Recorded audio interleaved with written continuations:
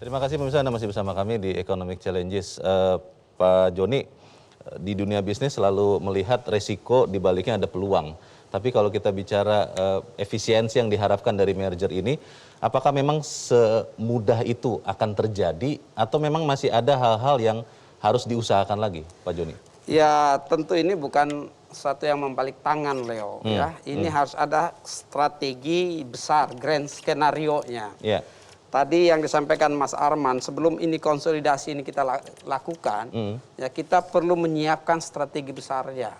Ya, akselerasi transformasi digital ini membutuhkan industri telekomunikasi yang kuat. Ya. Sehingga legislasi primer yang kita siapkan pada saat Omnibus Law disiapkan, ya sektor postel siar, ya itu kita masukkan 3 prinsip dasar atau 3 hal dasar. Ya.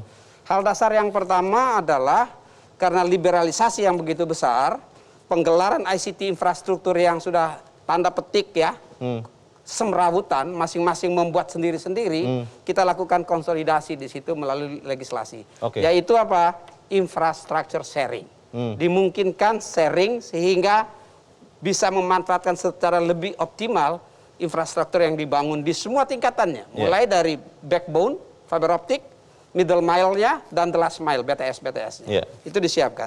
Yang kedua, sumber daya yang lebih efisien, yaitu spektrum frekuensi. Tanpa spektrum frekuensi, telekomunikasi nggak ada apa-apanya. Ibaratnya mau membangun jalan tol, tidak ada tanahnya. Tidak bisa. Tidak bisa. Ya, begitu pula telekomunikasi, spektrum frekuensinya. Kita tetapkan bahwa Indonesia membuka ruang untuk melakukan spektrum sharing.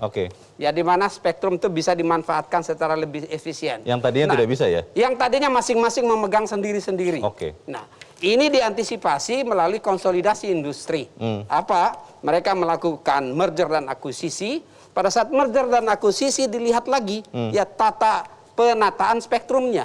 Spektrum management di situ, baik itu farming maupun refarming. Ya. Mana yang bisa digunakan secara optimal. Dan dalam konteks Indosat dan Hutchison, IOH ini, mereka bisa melakukan konsolidasi dan mengefisienkan pemanfaatan spektrum sehingga ada spektrum yang dikembalikan pada negara. Ya, sebesar 5 MHz. Oh, malah bisa dikembalikan? Malah dia kembalikan.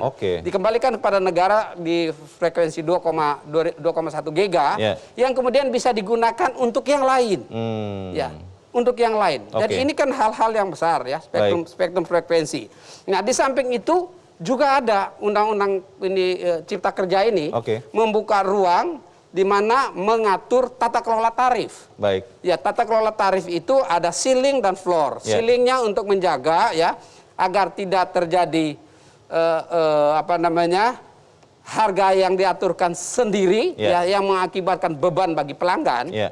Jadi perlu ada ceiling, ada atapnya batas atas dan ada floor batas bawah. Ya, agar jangan sampai di situ saling bersaing yang mematikan semuanya.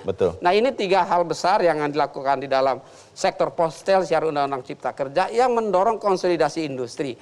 Nah, dengan ini dilakukan kita harapkan struktur permodalan yang lebih baik, ya struktur pasar dan segmentasi pasar yang lebih besar. Manajemen yang menjadi lebih terampil dan tersedianya SDM lebih kuat, sehingga bisa memungkinkan terjadinya efisiensi. Ya, terima kasih Pak Menteri. Pak Arman, bagaimana IOH menyiapkan dirinya, Pak? Tadi kan dikatakan oleh Pak Joni bahwa memang juga ada misi sosial untuk daerah-daerah blank spot itu harus diratakan kesiapan infrastrukturnya. Kalau IOH menyiapkan diri, kekuatan utamanya apa, Pak? Jadi saya mungkin mengulang atau menekankan apa sampaikan Pak Menteri, Pak ya. Pertama, kami dengan bergabungnya ini akan tetap mendorong inovasi untuk pelayanan pelanggan lebih baik, Pak. Sehingga pelanggan lebih memiliki pengalaman melakukan transformasi digital lebih cepat. Yang kedua, pasti Pak, sinergi akan tercapai, Pak. Sinergi ini memang background dari kita melakukan merger, Pak. Once nanti integrasi jaringan, network sudah dilakukan sepenuhnya, sinergi akan muncul dan efisiensi tadi bisa kita, ya pasti nanti akan kita kembalikan sebagian ataupun untuk pelanggan, Pak. Nah, mengenai kontribusi ke negara, Pak, ya, atau masyarakat Indonesia, kami sudah saat ini sudah sekitar 97-98 ribu BTS dengan basis 4G, Pak, sesuai arahan Pak Menteri. nanti kita akan tambah 11.400 lagi new sites, Pak. Oh. Sampai 2025, sebelum 2025, sehingga bisa men-serve tambahan desa 7.660 desa, Pak. Oke. Karenanya 3T-nya Mas Huda atau istilah Pak Menteri malah ada juga di yang tidak 3T tapi blank spot, kita bisa tutup segera, Pak. Itu Pak yang akan kita. Yeah. Jadi baik lagi kalau bisa sampaikan ada 2, Pak. Yeah. Satu, menghubungkan masyarakat Indonesia, Pak. Oke. Mengkoneksikan Indonesia melalui jaringan telekomunikasi. Yang kedua adalah memberdayakan masyarakat Indonesia melalui experience digital yang lebih cepat dan merata, Pak, di seluruh Indonesia. Jadi bukan hanya di Jakarta yang bisa melakukan digitalisasi, tapi juga di daerah bisa. Tadi saya sampaikan ke Bang Leo, misalnya contohnya lah, farmer bisa lihat harga harga barang sehingga bisa lebih memanage harga-harga waktu saat menjual. Berbarengan dengan merger Indosat Ooredoo Hutchison ini, Pak Arman, kita dengar juga bahwa ada ekonomi digital yang juga akan disentuh atau bahkan sudah disentuh ya. Iya. Persisnya apa itu Pak? Secara sederhana saja. Salah satu contohnya baru sebulan setelah merger kita meluncurkan, Pak. Meluncurkan kredit untuk UMKM, Pak ya. UMKM? UMKM itu melalui kerjasama antara Indosat Ooredoo dan Hutchison dengan QNB ya. Ya mungkin banknya Qatar National Bank. Oke. Itu kita siapkan melalui handphone. Itu ini juga hal yang baru, Pak. Handphone telekomunikasi operator bisa menyiapkan pinjaman, Pak ya. Ada yang bisa langsung personal dan juga dengan kredit UMKM. Ini merupakan satu bentuk kita bisa memberdayakan UMKM juga, Pak. Tapi aman tuh ya? Aman, Pak, karena kita punya historisnya dari ini, Pak. Historisnya dari penggunaan telepon. Kita bukan hanya dari KTP, tapi kita pengguna yang sudah punya historis background-nya bagus. Makanya Pak Leo kalau itu bisa gunakan bisa juga ya. Tapi itu tentunya tidak hanya akan berhenti di situ kan, akan berkembang terus, lagi ke kemungkinan lain. Akan terus, Pak. Baik, Mas Huda, kalau melihat ini tren sekarang begitu ya, apakah memang operator seluler di industri telco ini, Mas Huda, memang lebih bagus untuk mengembangkan ke ekonomi digital yang akan memanfaatkan backbone atau frekuensinya, atau memang lebih bagus untuk memperkuat dulu frekuensinya, jalan tolnya kata Pak Menteri, baru kemudian berkembang ke ekonomi digital?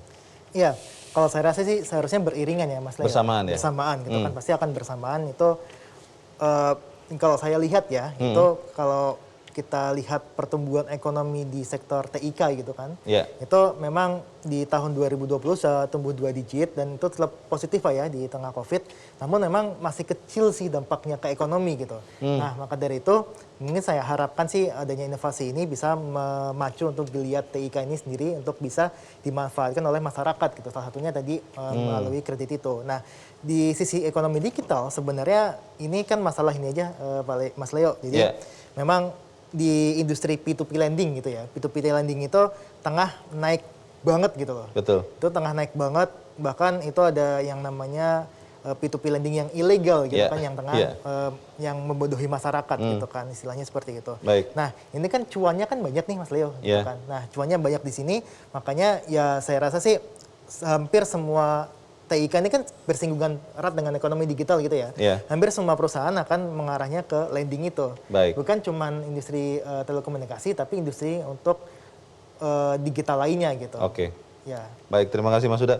Pak Marwan, kalau kita bicara jaringan, tadi Pak Menteri sudah katakan dari 1G sampai 5G sekarang, 5G. Itu bagaimana kesiapan industri telco Indonesia untuk kemudian memanfaatkan 5G ini supaya kemudian benar-benar optimal pemanfaatannya, Pak Marwan. Bagaimana, Pak? Mas Ril, adopsi dan implementasi jaringan 5G di Indonesia itu keniscayaan. Jadi satu evolusi teknologi yang tidak bisa dihindarkan, gitu ya. Dan Indonesia sudah diberikan izin oleh Pak Menteri 3 operator saat ini, Telkomsel, Indosat dan XL Axiata yang secara berurutan sudah memperkenalkan penyediaan jaringan 5G. Memang ini masih tahap awal, gitu. Ini tahap awal dan tentunya para pelaku usaha ini akan terus mengembangkan pengembangan jaringan 5G. Dan beberapa hal yang akan menjadi catatan, dan Pak Menteri juga di beberapa kesempatan sudah menyampaikan bahwa spektrum yang saat ini ada memang dan dipergunakan adalah spektrum yang ada atau existing. Tentunya kita nanti akan ke depan mempergunakan spektrum yang ideal, yang prosesnya masih di pemerintah saat ini, dan tahapannya juga kami akan ikuti tahapan apa yang dilakukan pemerintah. Ya. Terkait 5G tentu use case-nya adalah saat ini baru industri.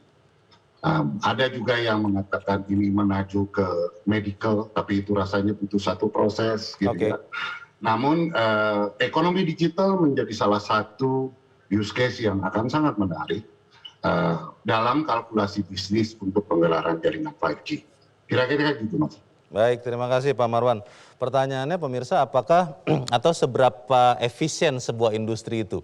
Apakah operator seluler yang sekarang ada dengan adanya merger pemain-pemain besar sudah cukup untuk membuat industri ini semakin efisien? Tetap bersama kami, Economic Challenges segera kembali.